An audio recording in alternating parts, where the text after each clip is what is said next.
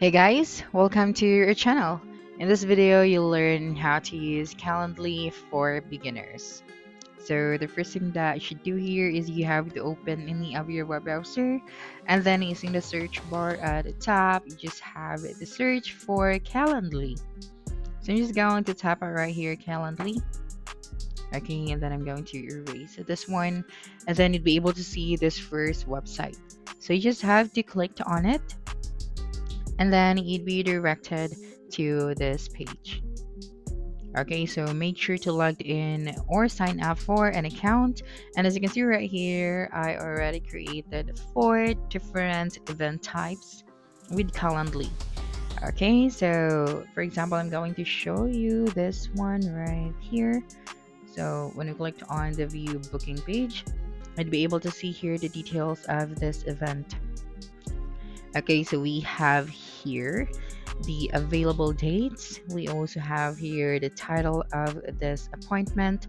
We have the duration and the other details. Okay, so for example, this one as well. So I think I already created this one a long time ago. That's why this one is not available right now. So yeah, so for this video, I'm going to show you how you can create an event types and discuss the other details of the Calendly. Okay, so now let's go back here. And then as you can see right here, the left side, we have here the event types option. And then here at the right side, we have here our account. So here we can click on the upgrade option.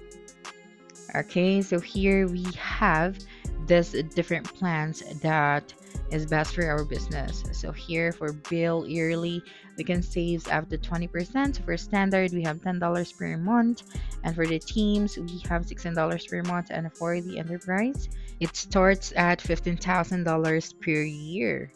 And here to compare the features by category, so we have these details right here. So for the free plan, we only have these features, and for the standard plan, we have these features.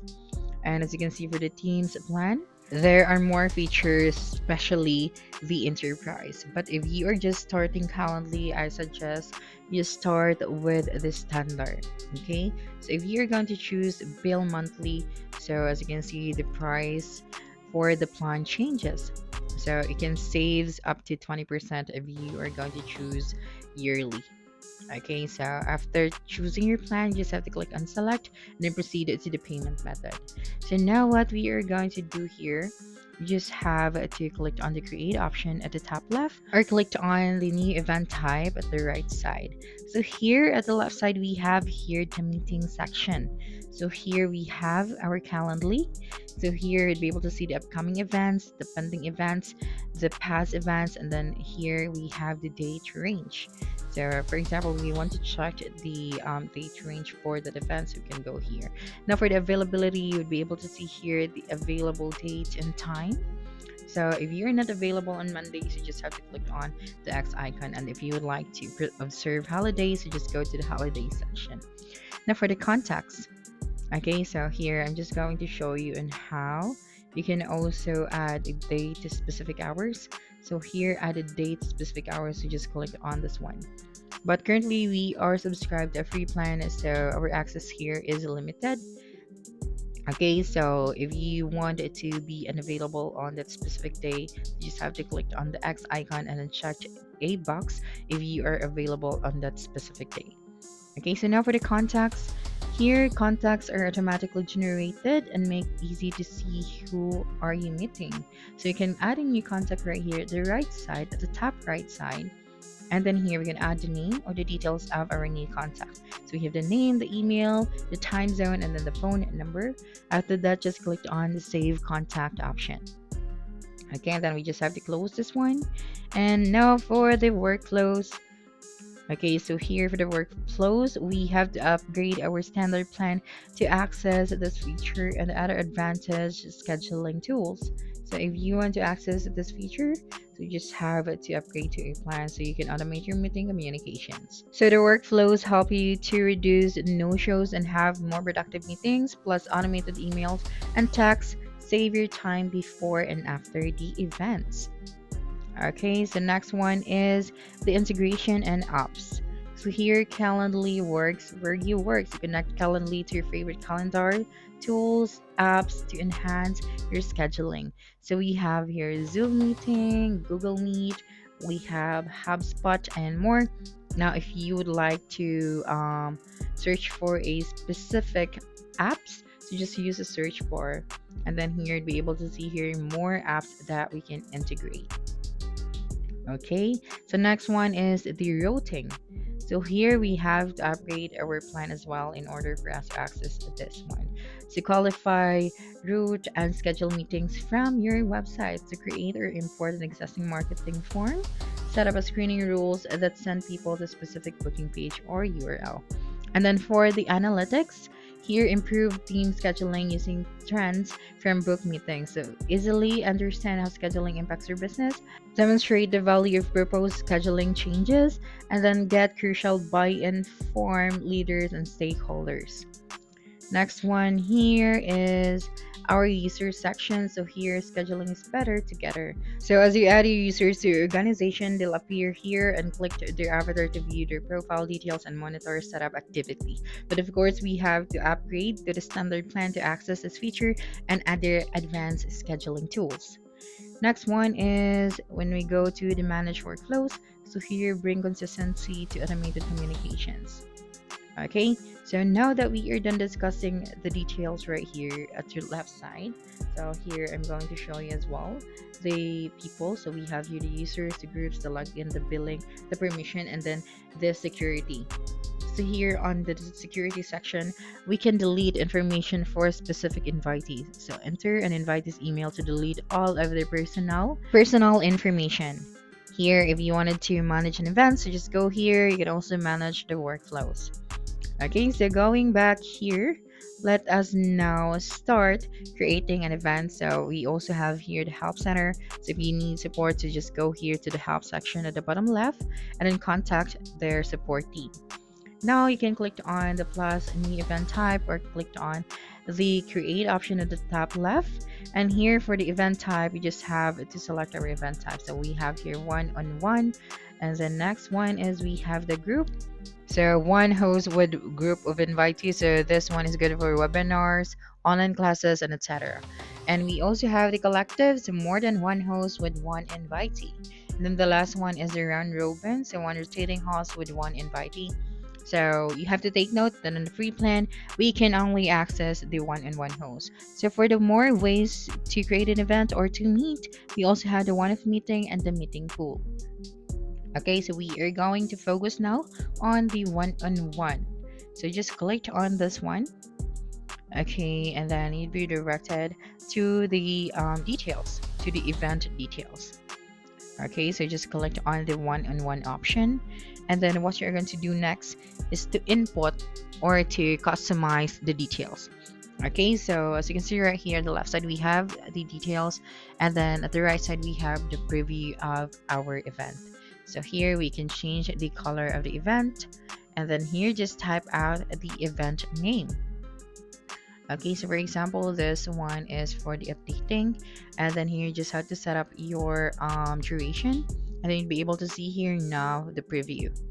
And then for the location, we have Zoom, phone call, or in person. And when you click on the all options, we have here the Google Meet, Microsoft Teams, WebEx, and then go to meetings. Okay, so after selecting your location, just click on continue. And then the next one, since we are done with the event details, okay, we can now proceed to the host and invitees. So we are done with this one as well. Now let's go to the scheduling settings. So just click on this one, and then right here for the date range, we can now select if how many days the invitees can schedule. So this one, since is urgent, so we are going to type out right here 5, and then during the weekdays only. And then if you would like to specify or add a date range, so just click on the within the date range, and then I just have to select right here starting point. So today is December 29, and then we are going to end this to January 2, I think. So let me just go back here to our starting point and then our end date, and then click on apply after that. Okay, Next one is the hours and calendar settings. So set times that host can be scheduled for this. Okay, so here we just have to make sure that the working hours is set. Okay, and then if you would like to have a that specific hours, you just go to that settings. Then after that, just click on save and continue. Now for the event limit, so we have here a buffer time to add a time before or after book Calendly event. So I think 10 minutes would do. Okay, and then for the after event, we are going to add here 5 minutes. Now the next thing is to set the minimum amount of notice that is required. So invitees can schedule within maybe 5 hours of an event start time. Next, set the maximum events allowed per day. So I think 5 invitees or 5 schedule per day would do. Next, for the additional options, we have the time zone display. So here you can automatically detect and show the times in my invitees time zone. Okay, next one here. You can also start time increments, so show available start times an increment of 30 minutes. Okay, next one is our booking page options. So just go here, and then here we have the event link. So this one is updating. And then here for our booking form, we have invitee questions. So we can edit this one. And then here, if we would like to ask them for their full name, just click on first name and last name. And then after that, just click on done. And then if you would like to, include this one, so just click on the box. Now for the allow invitees to add guests, we are going to turn this off since this one is a one-on-one appointment. Next is for the questions. So here we can add our own question and then customize this one right here. And then if you want this to be required, you just have to click on the required box. And then the answer type should be one line, multiple lines, ready buttons, and more. So you just have to select your choice and then click on done after that. Next one here, if you would like to add a new question, just click on the add new question option. And then if you would like to collect a payment on forms, you just click on the plus collect payment. Okay, next one is the confirmation page. So we have here the after booking. So display Calendly confirmation page after booking. Okay, next one is the links on confirmation page. It's to schedule another event. So I'm going to turn this over now. And then if you'd like to, add custom links, you just click on it. And then after that, just click on save and continue. Now for our notifications and workflows, so just click on this one, and here send automatic communications for your event. So we have here the calendar invitations. Okay, so we can preview our edits so far right here at the right side of our screen. Okay, so here when you click on it, as you can see here, the available time are correct from 9 a.m. to 4 a.m. during weekdays. Okay, so now let's go back here and then set up our notifications and workflows. So let's start with the calendar invitations. Just click on the three dots and then you can edit that one.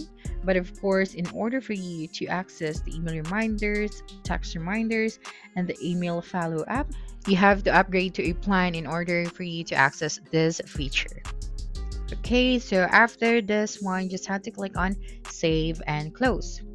Okay, so now that we are done setting up our event, we can now click on the settings at the top, and then we can change the language here, add internal note, or we can also add here, edit here the permissions. So yeah, just go here to the settings. So going back to the settings right here, we can also clone this event type, or you can also delete this one. And here if you would like to change the language, so here these are the available language for this one. And then here to share this to your invitee, what you have to do is to click on the share option, and here you just have to copy and paste your scheduling link into a message. And then if you would like to export this link after a booking, so just toggle the switch on for this option. Okay, and then you can also customize once and share, so make a one-off change to your available hours before sharing, so this won't affect your primary link. Here you can also add times to email. Okay, so you just have to select here the time zone as well, so just choose the dates and the times to share.